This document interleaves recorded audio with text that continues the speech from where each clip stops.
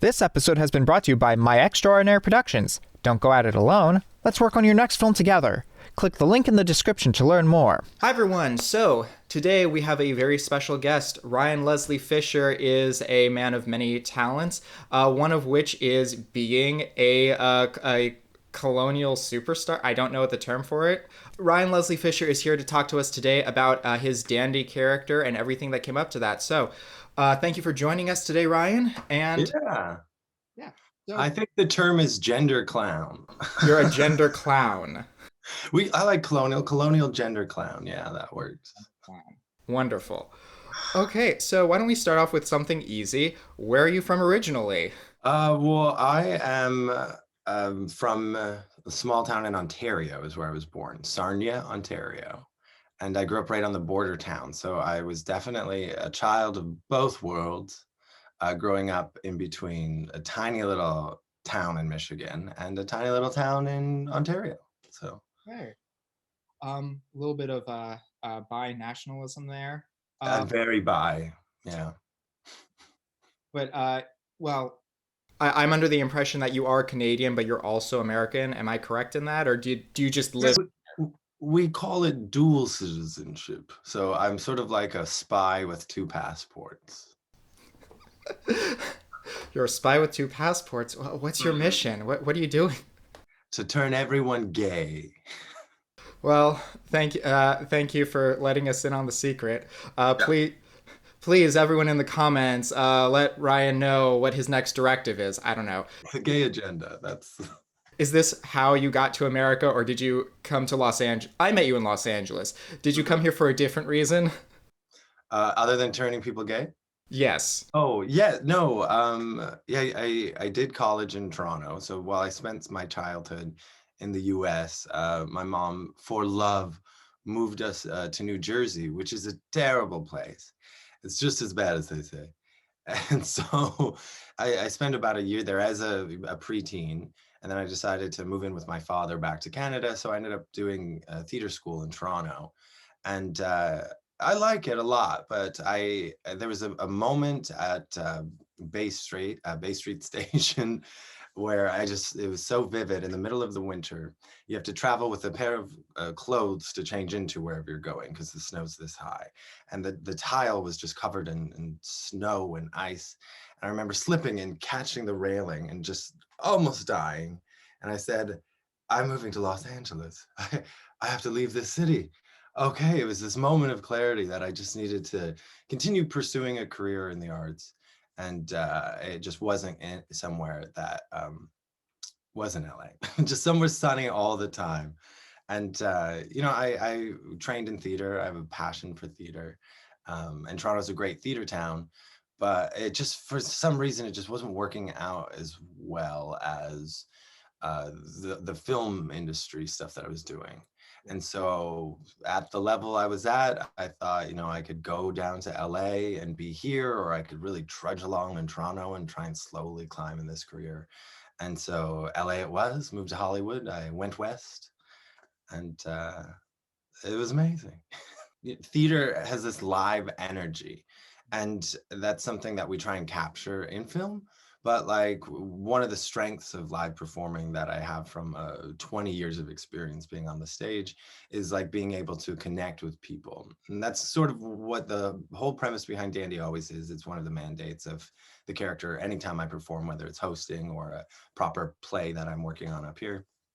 It's even online, even through the live shows, which we could kind of talk about what the pandemic did with social media and live performing. But that idea that theater is just in the moment, and it's very forgiving, but it has everything to do with the fact that you're there. You're always part of the show. The audience that day was so bad, so like there were no laughs, and the actors on stage were kind of low energy because everything's just kind of off, and that's a fact that happens. But like sometimes the audience is really on and engaged, and the performances are bigger and brought out more. And I think that's a beautiful thing about performing. That is another thought that just popped in my head when people said like, the audience is a bad audience. No, they're really good at being an audience. It's like, but no, you are right. Sometimes you get like Sometimes you get a guy who's just a jerk, who's just sitting in the front row. Sometimes you get like they're enjoying the show, they're just really quiet about it. They're very cerebral about it. They're just, how well done. Yeah. And actors, our egos, we go, am I bad? They suck. They're hating it. They hate me. So a lot of the things I do are narrative, and while they may be entertaining, I would not call them interactive. Dandy was a live. He was a live character first, right? Yeah. And then you just transitioned online. And the awesome thing about social media is you can still have some of that interactivity. You get comments and you can respond directly. What inspired the Dandy character? Great question. I love this question, Mark. Thank you.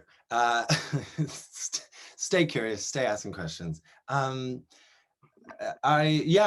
kind of just happened. I did Enemies of Dorothy. It was an LGBT sketch show that sort of fizzled out when we reached a certain level of acclaim. We won some awards. We went to Outfest, and then we sort of were done with that. But it was there was a new way to go with that same mandate of how do we create queer comedy where being queer isn't the punchline. And so we did a promo shoot for that, and we were doing all of these great queer characters and comedians throughout history that sort of inspired us.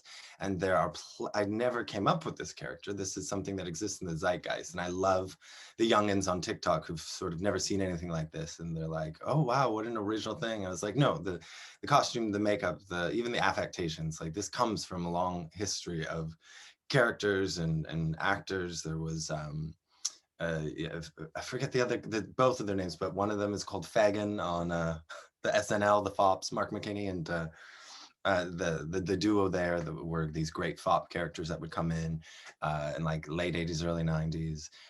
Then of course I always get compared to that episode of The Gang Cracks the Liberty Bell of Mac and Dennis, and It's Always Sunny in Philadelphia.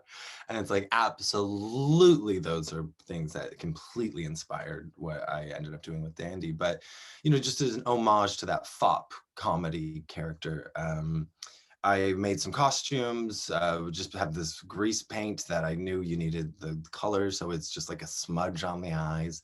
And we did a little photo shoot to do promo for it. And I still use some of these photos of the solo shots for Dandy stuff. But then I had that costume and just sort of sat on it. And when I was working in cabarets, we were doing with Productions LA, where we had a home at 3 clubs. And it's called 3 clubs, not 3 different clubs. One club called 3 clubs. And not confusing at all. I'm on it. You got it. Good. Perfect. Although when I tell people I performed at 3 clubs, they're like, oh, wow, that sounds busy. And so they said, we were doing a mashup of Rocky Horror and Hedwig. And so I had never really done musical cabaret type stuff before. And they just took a shot on me. I mean, I could walk in 6-inch heels. I had abs and I was willing to perform in my underwear, and I could sing fine enough. And so they gave me the shot at it, and I stayed with them for a few years.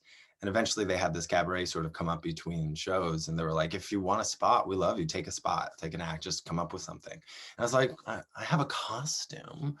I'll do that guy. I could do that voice. I'll figure it out. And in true form, I didn't even name Dandy. Dandy was went through different iterations, and on the cabaret stage, you really get others to name you. And eventually, Dandy was just what they called me. I had a name, and then I called myself the Singing Dandy, and that was like my act. And I came out with a comedy monologue. But the thing with what happened after that, it's just the rest, it just had to happen. So I was like, I'll just try this thing out. It'll be fun. I get 2 8-minute spots in the show. So I did 2 songs, and I filled the rest with a monologue, just comedy interacting with the audience. And the first show was a bit rough. We didn't have tech figured out. There's no real tech rehearsal. The host was like a parlor host. So they hired her on to do from a show where there were only like 6 people in a small room. And she was captivating, just captured them. She hosted in a whisper, which does not translate to the new space. So we were losing the audience. And, the mic would cut out when this beautiful aria was being performed by the zombie girl. And the lights didn't really change. And everyone in the audience is like this by the time Dandy's set to come out. And I just remember the day walking out there, everyone literally was just like, what is that? And from that moment on, it's just like this pure joy of a character that walks in the room. And from that moment on, we just had them. Obviously the producers of the show noticed that. I ended up taking over as host, and we ran for maybe 9 months at that place, and right up until the pandemic hit. Out of curiosity, how long does it take to get into the dandy costume, makeup, hair? Well, in true gay form, I operate on my own clock. So if I am running really late for a show, I can do it in 30 minutes. But if I take my time and I want to try maybe a new makeup technique, um, an hour is probably, you got to leave an hour to make sure it looks good. And I did a live finally on my TikTok where I introduced myself as Ryan because I've been asked for a makeup tutorial for so long. So I was listening to music, kind of chit chatting on the live. That took 3 hours to get a full face on with like this, because that was also with a lot of pressure of people watching me. I want to make sure the white is so hard to get even. And I'm terrible at makeup. I'm really bad at it. And I think that's fine for the character. It's supposed to look like a wig and he's wearing makeup. And so it works, but I want to be in control of that. So I do my basic level and basic talent level of makeup anywhere between 30 minutes and an hour. Yeah. We've been referring to Dandy the character and you, Ryan, the actor who plays Dandy the character. Do you have a preference for like? Because I know, like Hannah Montana is the easiest example I can come up with, but there are others where like Hannah's a completely different person. And do you have any thoughts about like you you and Dandy are the same person? Obviously, this is an act versus like no, Dandy and I are two completely different people. We just have conflicting schedules. That's why you never see us in the same room at the same time. I think for me, as a performer, I always like to, you learn in theater school that you refer to the characters yourself. So in this scene, Susan's doing this. It's like, no, you're Susan. Okay. So you got to talk about it as, well, okay, I'm feeling this in the scene. And I think Dandy is like one of those things where I don't do that. It's something where it's a full mask, and if anything, it's him that seeps over into my life is what I feel, because I will do the accent on and off all the time, and I say darling all the time as like my apology, my nice Canadian apology way of oh darling, sorry about that, just to be nice to you first. Oh darling, I needed to ask you something. Okay, so we gotta get through these. But yeah, no, I think if anything, Dandy's taken more over my life than me on him. And yeah, it's a way of compartmentalizing, I guess, and allotting. Again, I always say like Dandy's famous on TikTok. Like I'm not popular on Instagram or TikTok. It's Dandy has the followers. But it was really interesting, the live that I mentioned doing makeup. People loved it. And so like getting a peek behind the makeup was like, it's always a bit fun. But there was also like a bit of stuff at the beginning on TikTok of, TikTok. um, I'm in my 30s. I should not be on TikTok. I have no business being on TikTok. But Dandy's fine. Dandy's on TikTok. And so I would post these, they have trends, and one of the things they do is like transition videos. So like, oh, I'm just looking like a slob, and then boom, I'm made up, right? And so with Dandy, that's great because then I'm in full drag, and drag queens do this. I completely steal their shtick of like getting into my drag and it being this like, oh, cool. So I would do those, and people would be like, who the fuck is this guy?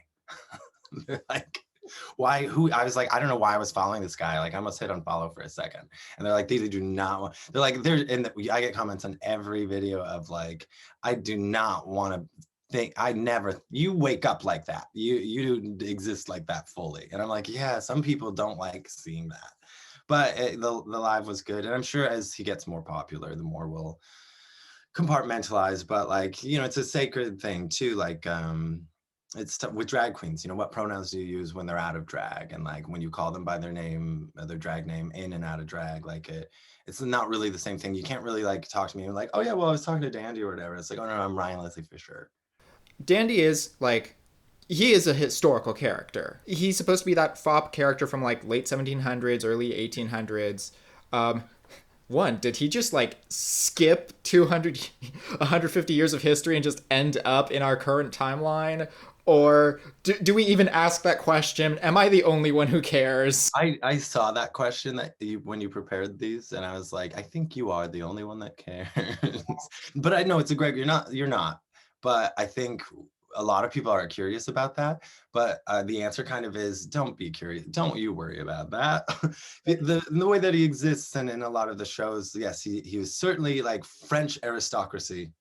His family comes from Versailles, right? And it's like, but the character himself is very much like the Oscar Wildean era of like dandies. So we're talking about fops back then. Dandies are like men in flowery suits, and that's where the namesake comes from.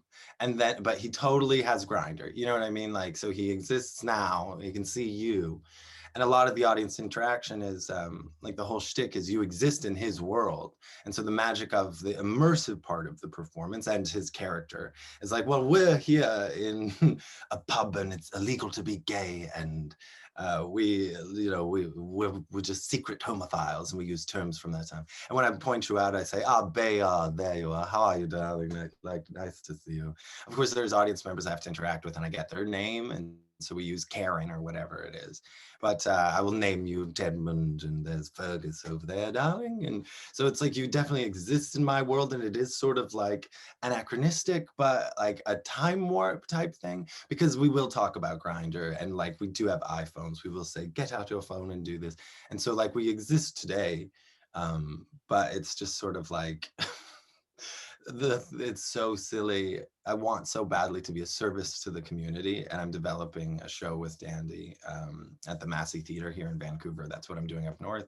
And this question just keeps coming up. I'm like, well, I get the joy. I can do the audience interaction. I can come out and be silly, and I've developed a show on the cabaret stage, and I know it works.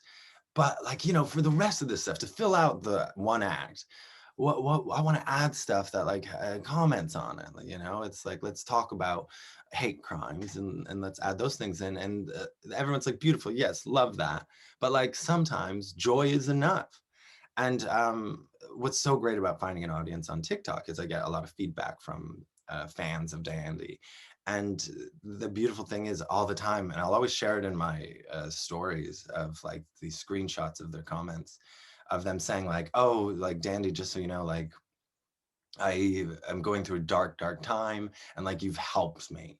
And it's like, oh, really, darling? That TikTok, just little old Dandy? Or there is even a guy, like we created a community, the Lavender Society, and there's this guy that was sending me videos yesterday, like just telling me, I wish they weren't videos so I could share his story, but he was telling me that like he met somebody online, and they had only connected because they were both members of the Lavender Society, and he had this cute little accent, and he's a great fan. He's got the merch, and he was wearing it in the video, and he's like just so into it. But it's that joy, like that accepting stuff. And so he was saying in his videos of like, I wanted to tell you about this guy that I met, and it was thanks to the Lavender Society, and which is totally what I pretended already was something that happened all the time. The first time I ever even did it on stage. But yeah, he had said like, there's just something that you just bring a light into the room that like helps people. And yeah, I just thought that was very touching. I don't think it's like you being dandy and putting on make. It's not that. It's you are doing something that brings you joy. It brings everyone else joy. Everyone's just saying like, let's just live our best, dumbest, most anachronistic lives right now. And Yeah, like exactly. it could be anything. It just for you it is this. Yeah, I think it's important for me to, as a performer, to focus on these things in the script. We know what I know where he is and what he's about. I believe he's just been traveling dance hall to dance hall since then, and so he's eventually made his way to the local pub in your town, and that's sort of where we're at. And there's a full story behind it, but it's all like I said, don't you worry about that. It's kind of like when you come in here, we take our brains off. Okay. We just exist. I was gonna ask about like historical research because sometimes you do use like I remember you had like one thing in particular where you're like, Oh yeah, for that problem, I just like put leeches on myself. It's no big deal. Or you said something along the lines of like, yes, this was historically accurate for the time, but 20 years later they figured out don't do that thing. Yeah. Um, but like you literally just said, sometimes you are making concessions. Yeah. Yeah. I think those that terminology and like kind of still sort of existing there is part of his charm as well, right? Like it's like, oh, silly dandy. As long as it's silly, because that's just it. Like I go for the cheap jokes, I go for the laughs, and I go for the smiles. Like that's kind of it. And if we can get there, then we don't really need to worry about why is he still in the 1700s? So I actually do have a really dumb question because you said Dandy is on Grindr. Is there actually a Grindr account of Dandy? Now, it's risky because Ryan has Grindr for sure. So it's risky to like send photos when you're chatting with guys. Grindr's not really a place where you go to make friends, right? And so, but when you know you vibe with somebody, and I would send that photo to them and be like, "This is what I do." It's really hit or miss. Some guys are like, "Oh, you're a drag queen." It's like, well, I'm not. No. So yeah, it's hit or miss, but some people obviously love it. And of course, there's the fans that you meet on there that already know who Dandy is. Like, you're that guy? Yeah, yeah. No, that would be for a sketch or something. And if that ever happens, I will make sure I send it to you personally, Yes. because that would be a fun day. I just want I just want to know who is going to hit on Dandy who isn't already a fan. Women. Oh, It's okay. just women that hit on Dandy. I found that out right away on the stage because I performed at a straight bar, and that's what works really well with Dandy is the queer community is obviously his audience, but they're already on his side. But you put me in a room of like kind of like stuffy conservative heteros, they love him. And so the girls come out and it's like, oh, I'm a little drunk out in Hollywood tonight with my boyfriend on a date, but I will flirt with this man. And I'm tall. So like I'm huge and broad. And so there's like, they see me in a corset at the end and the dandy face. And some girls are like, they make some TikToks. There were some big TikTokers early on when I was just starting out that would do reacts to this stuff. And they're just like, I discovered something about myself and how attracted to this man I am. Oh, me? I Yes. was like, girls like some girls are hot for this, but we're talking like Amadeus, like it's like John Malkovich with like a beard and the powdered wig and the makeup. Some girls are like, that is just, whew, it is just gets me going. Well, we've talked about how wonderful your audience is, and this is a weird thing I've been doing for the last year or two. I've actually been reading the comments to TikToks and videos, just seeing if any of them are funny. And enough of the time, yes, some of these people are funny, but sometimes a lot of creators do get hate comments. Do you get hate comments? I love that you asked this question. Yeah, tons. I was gonna look it up, but I'd rather just be like, I don't know, there's some conservative YouTuber that's got a ton of followers, so no need to even name him. You could find. It was so great. It was one of the greatest moments of the career as Dandy. There is a conservative podcast web series, and a roommate of mine sent me a clip of it because I was using our little mansion here and as the backdrop, and so they were like, oh my god, that's our house on, somebody recognized it, and they were like, that's your house for this conservative show, and they're roasting me, and they were like, but it was like they missed the satire so much. It was this TikTok where I was like, everyone's gay, and we love being gay, and your mom's gay and your dad's gay, and everyone be gay. And so they were just like, oh, so basically this guy's saying it's a choice, and like you're gonna force yourself to be gay. And I was like, oh my god. But they were like, I'm just offended by how nice his house is. And then, like, so like the fact that they missed the satire, and like I was reading through those comments too, of their like super Christian conservative, and I loved it. Like for the first time, my confidence through what Dandy has to offer to all communities, including these conservative hetero men. I was like, I'm not mad about this. It's like when people hate comment on me, I don't tolerate negativity, but I love the questions. Stay curious, stay commenting. Like, share my video, share it with your friends and say, ew, barf. But I just go, this is a space for everyone. Happy to get your opinion on this. Just be nice about it and appreciate you. And by the way, you're gay. But I love it. Again, he just, from his voice, it leads to this positivity of just like, oh, darling, this isn't about the macaroons, which is a euphemism we use for, it's not about me. You're not mad at me. You're not mad about this. Dandy's not upsetting you. Something else is upsetting you, and this is a trigger for you. And if you want to stay and not swear and be mean, don't be mean to the and the fans will attack. And I go, no, settle down, everyone. It's fine. They're welcome here. Just be nice. And then you'll see sometimes they'll follow you. I imagine it's also easier to turn things into jokes. Yeah, definitely. Like, this is what it's about. Like, if you call me a fag, I'm like, that's why I was created, darling. I'm here to point people like you out. And we go, huh, why'd you say that? Like, you're welcome to stay and chat. You got to be nice and be quiet, honestly. But I started doing interviews with my audience recently, and I'll try to do this once a month, where I'll go on live and I'll be like, whoever the hell wants to come in, I'll interview you. And we'll get trolls coming in, and they're sometimes like the best. Oh, I just remember it went so well. The audience was crazy for it, but it was a live on TikTok, and he came and he tried to roast me. He just could not. Would you like to talk about your merchandise for a minute? I would love to talk about my merchandise. I paint as well, so I've made all of these great animal dandimals, where it's like a penguin or a baboon dressed in the makeup and the wigs. And so right now we've just got the Aristocat, and it's available on dragqueenmerch.com. So if anyone asks if I'm a drag queen or not, I guess that's the answer. But I love dandy merch. The whole thing about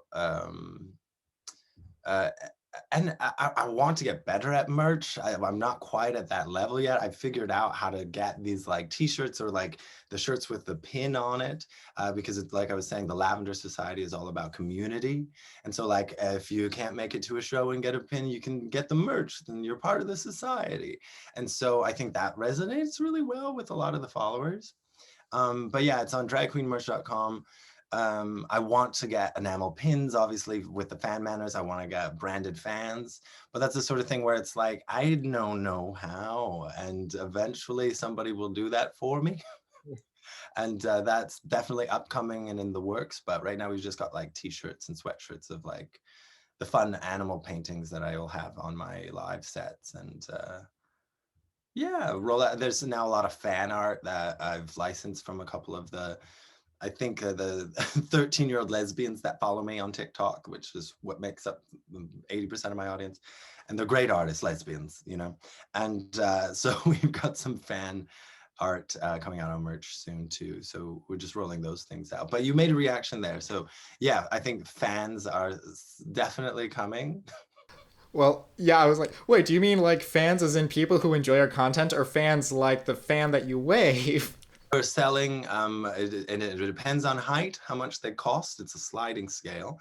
But yeah, we're selling anybody who loves dandy off on an auction. Drag queen merch is great, but they just make it so easy. And so I'm like, here, do this. And they're like, got it, here, we've sold it already. It's like, great. And it's like, oh, but for the other stuff, it's like you need somebody to actually produce that and then get it going. And so it's coming. I was like, let's wait till we get 500,000 followers, and then we'll have someone on the team set ready. But I'm really focused on producing the play. Like I said, I'm up here in Vancouver working with the local theater that's helping fund the process of creating an original one-act musical. It is going amazingly. We have a show on the 14th of August this month, and we're going to test out the first number, our opening number of the Lavender Society, explaining what it's all about. It's hilarious, But there's a whole journey, and I'm partnered with actually a comedian from LA who's living up here just randomly at the same time. So it like fated to come together, and I brought her on the team, and she's writing the music, and I'm doing the book. And the idea is that we've got a tour manager on board already to come later this fall and sort of figure out where we're going. Obviously, LA, I already have a spot to perform. But yeah, if I can go into pitching upcoming shows too, if anyone in your audience is in New York, I'm hosting the Poetry Brothel on Halloween.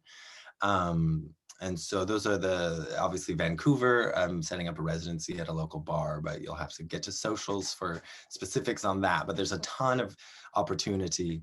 And if your town wants Dandy, then comment and we'll make it there. I'll tell the tour manager we have to go. But it's like really exciting stuff where I just need to figure out the rest of the play, which like I could go up and do an hour now, but who knows what's gonna happen. Whereas we have like a really solid script and set, then we take it to the road, and that's the plan.